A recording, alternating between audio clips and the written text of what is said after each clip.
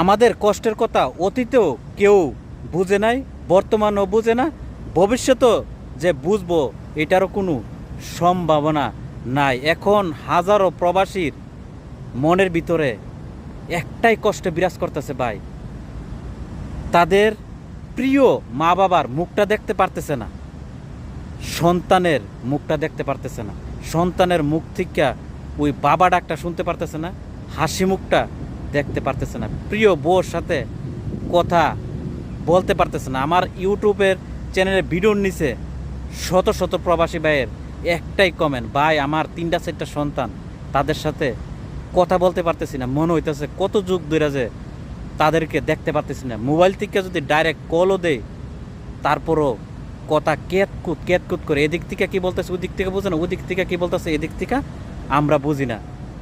আমাদের কষ্ট ভাই কেউ বুঝে না।